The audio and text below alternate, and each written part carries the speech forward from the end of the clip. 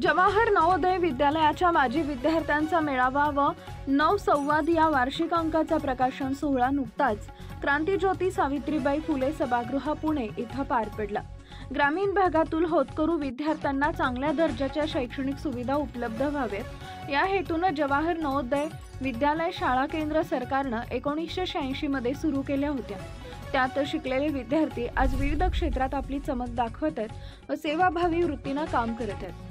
माजी विद्यार्थ्यांनी मिळून नवसंवाद फाउंडेशन ही सेवाभावी संस्था चालू केली असून त्यामार्फत विविध सेवाभावी उपक्रम राबवले जातात। नवसंवाद फाउंडेशन तर्फे आयोजित करण्यात आलेल्या या मेळाव्यास अध्यक्ष म्हणून नवोदय विद्यालयाचे माजी विद्यार्थी व सध्याचे होशंगाबाद मध्य प्रदेश येथील खासदार दर्शनसिंह चौधरी उपस्थित होते।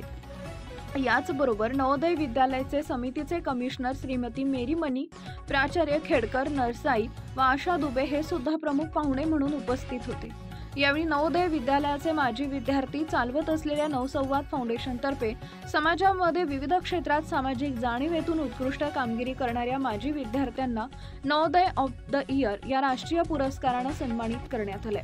यामध्ये विविध राज्यातील 18 विजेते यांचा समावेश आहे। कार्यक्रमात बोलताना खासदार दर्शन सिंह म्हणाले की आज नवोदय विद्यालयाचे माजी विद्यार्थी सर्व क्षेत्रात उत्कृष्ट कामगिरी बजावत आहेत आणि मुख्य म्हणजे शाळेचे घोषवाक्य शिक्षार्थ आइये सेवार्थ जाइये यानुसार आपल्या सामाजिक जाणीव जपत समाजासाठी काम करत आहेत। हेच या शाळेचं यश आहे। यावेळी नवसंवाद फाउंडेशनच्या वतीने नवसंवाद हा वार्षिक अंक प्रकाशित करण्यात आला। नवोदय विद्यार्थीसाठी वेबसाईटचं उद्घाटन करण्यात आले तसेच नवसंवाद फाउंडेशनच्या नवीन कार्यकारिणीची निवड करण्यात आली।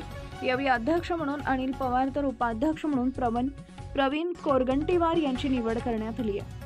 कार्यक्रमास भारतभरातून नवोदय विद्यालयाचे माजी विद्यार्थी उपस्थित होते।